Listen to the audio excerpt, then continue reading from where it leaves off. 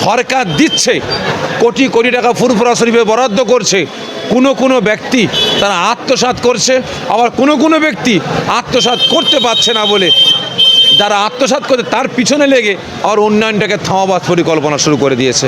আপনারা লক্ষ্য করে দেখুন না।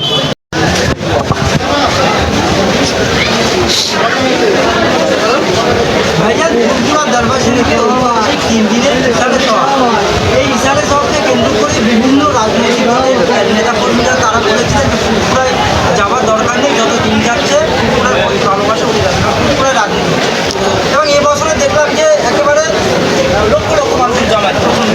দেখেন, সবথেকে বড় জিনিস হচ্ছে ফুরফুরা দরবার শরীফটাকে টুকরো টুকরো করার একটা পরিকল্পনা চলছে।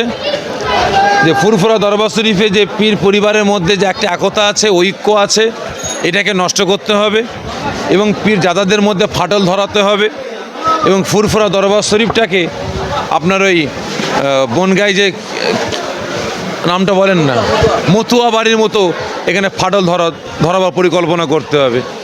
এরা দেখছে অনেক চেষ্টা করার পরেও ফুরফুরা দরবার শরীফের পীর জাদাদের মধ্যে ফাটল ধরাতে পারেনি। সবাই মানে এই পীর সাহেব ওই পীর সাহেব, এই পীর জাদা ওই পীর জাদা, প্রত্যেকের পক্ষেই আছে। হয়তো একটু ইদিক উদিক বললো, তারপরে দেখা যাচ্ছে আবার সব এক। এখন কি করছে তারা, ফিরে ভক্ত মুরিদ মোতাকিদিন দিয়ে তারা হুমকি ধুমকি দিচ্ছে। এই ইসাল সাহেবকে কেন্দ্র করে গত বছরে হয়েছিল, আজকেও খবর পেলাম বেশ কয়েকজন বলছে যে তোমরা ফুরফুরা শরীফে তোমাদের যাওয়া হবে না। কেন? যে না, তোমরা ফুরফুরা শরীফে গেলে অমুক জায়গায় যাবে, সাফিরির দরবারে যাবে, ওই অমুকের দরবারে যাবে, অমুকের দরবারে যাবে, তোমার যেতে দেওয়া হবে না। আজকে এভাবে তারা পেরে ভক্ত মুরিদ মোতাকিদিনদের ফাটল ধরাবার চক্রান্ত করছে। তারা বলছে তোমরা অন্য দরবারে যাও, আমাদের আপত্তি নাই, ফুরফুরা শরীফে যেতে দেবো না। কেন? তোমরা ফুরফুরায় গেলে তোমরা রাজনীতি করতে যাবে। আজকে এভাবে আমাদের পারেনি, এখন দাদা পীরের মুরিদদেরকেও এখন ফাটল ধরবার ব্যবস্থা করছে। তবে আশা রাখি ইনশাআল্লাহ আপনারা সোশ্যাল মিডিয়ার মাধ্যমে আপনারা দেখান যে হাজার দাদা পীরের দরবারের দুশ্মন হাজার দুশ্মনী করো, এ বাংলার মুসলমানদের দাদা পীরের ভক্ত মুরিদ মোতাকিদিনদের ফুরফুরা থেকে এদের মুখ ফিরিয়ে নেওয়া যায়নি, আর ইনশাআল্লাহ কিয়ামত পর্যন্ত যাবেও না।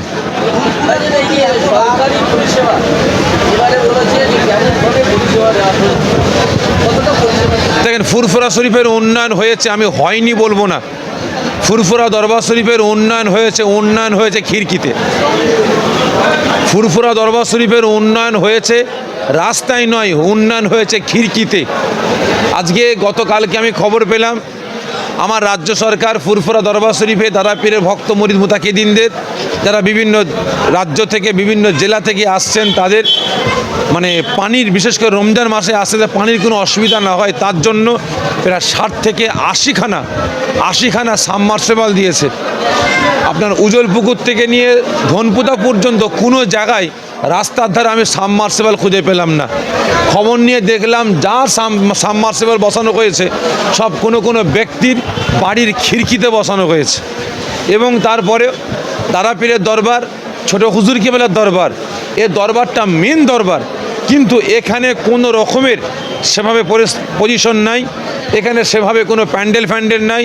আপনারা দেখুন না গিয়ে, একদম যেন দাদা পীরের দরবার তো উজলে চলে গেছে, দাদা পীরের দরবার চলে গেছে ধনপুতা, আর দাদা পীরের দরবারটার এখানে এতগুলো মানুষ যাতায়াত করে, তাদের জন্য সেরকমভাবে কোনো রকম ব্যবস্থা করা হয়নি। কারণ সরকার দিচ্ছে, কোটি কোটি টাকা ফুরফুরা শরীফে বরাদ্দ করছে, কোনো ব্যক্তি তারা আত্মসাৎ করছে, আবার কোনো ব্যক্তি আত্মসাৎ করতে পারছে না বলে যারা আত্মসাৎ করে তার পিছনে লেগে আর উন্নয়নটাকে থামাবার পরিকল্পনা শুরু করে দিয়েছে। আপনারা লক্ষ্য করে দেখুন না।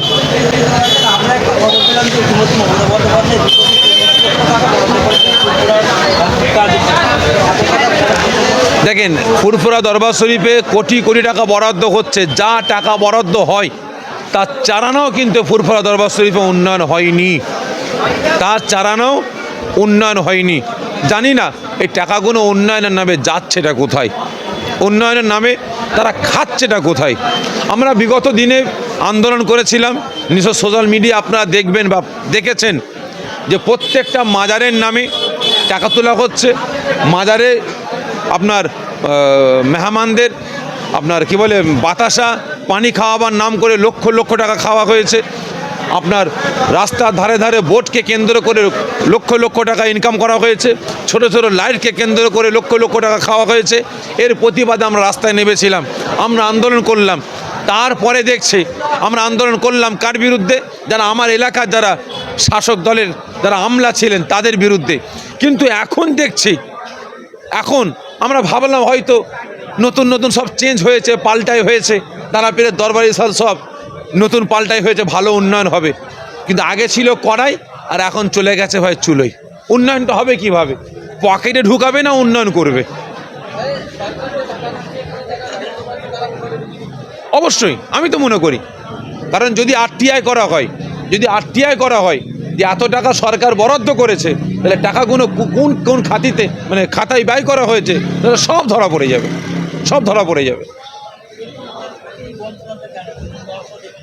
দেখেন, সবথেকে বড় জিনিস নওশাদ এমএলএ হয়েছে বলে নয়, সবথেকে বড় জিনিস হচ্ছে এখানে ফুরফুরাকে সামনে রেখে এখানে মারাত্মক আকারে একটা খাওয়া খাই ব্যাপার চলে। এখানে যা হচ্ছে সব পকেট পুঁজির ব্যবস্থা চলছে। যারা চিল্লাচ্ছে তারাও কিন্তু পকেট পুঁজির জন্যই চিল্লাচ্ছে। কারণ গত বছরে আমার হাতে ছিল, এবছর আমার হাত থেকে চলে গেছে, আমি এখন তার বিরুদ্ধে চিল্লাচ্ছি। মানে আমার পকেটে ঢুকছে না, আমি চিল্লাচ্ছি। এখন যে আছে তার পকেটে ঢুকছে। সবথেকে বড় জিনিস ভাই, এটা জলসাটা হচ্ছে কার জলসা? জলসাটা কায়েম করেছে কে? দাদা পীর। তাহলে দাদা হুজুর মমতার দাদা পীর তো নয়, মমতার তো খানদানের কেউ না, মমতার বাড়ির কেউ না। দাদা পীর আমার খানদান, আমার পীর, আমি তেনার মানে তিনি আমার দাদা হুজুর। আপনার দাদা পীরের ভক্ত মুরিদ, আপনাদের পীর মাশায়েখের জলসা। আজকে এ জলসার লক্ষ্য রাখার দায়িত্ব কাদের? মুখ্যমন্ত্রী না আমাদের? আজকে আপনারা ফুরফুরা শরীফে আসবেন, এখানে লাইটটা জ্বালাবে কে? আমি না, রাজ্য সরকার। পুকুরের পানিতে অজু করবেন, এই পানিটাকে ফিল্টার রাখার দায়িত্ব কাদের? আমার না রাজ্য সরকারের? রাস্তাগুলো ঠিকঠাক রাখার দায়িত্ব কাদের? আমার না রাজ্য সরকারের? আজকে আমরা এতগুলো পীর পরিবারের সন্তান, কম বেশি 100টা পীর সাহেব, পীরজাদা, আমরা যদি একত্রিত হয়ে একটা ফান্ড তৈরি করতাম, তাহলে পার মান্থ লক্ষ লক্ষ টাকা জমা হতো। আজকে সেই ফান্ড থেকে আমরা দাদা পীরের ভক্ত মুরিদদের সেবার স্বার্থে আমরা ব্যয় করতে পারতাম। আজকে হচ্ছেটা কি? নিজেরা আমরা ঠিকমতো দেখছি না, আমরা রাস্তায় নামছি না, দাদা পীরের ভক্ত মুরিদদের স্বার্থে আমরা কাজ করছি না।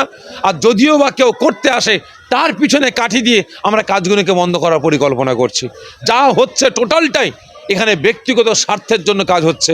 আজকে সমাজের স্বার্থে, দাদা পীরের ভক্ত মুরিদ মুতাকিদিনদের স্বার্থে, জাতির স্বার্থে কোনো ব্যাটা আজকে আওয়াজ তুলছে, হুঙ্কার তুলছে বলে আমার মনে হয় না। সব ব্যাটারাই স্বার্থের জন্য লড়াই করছে।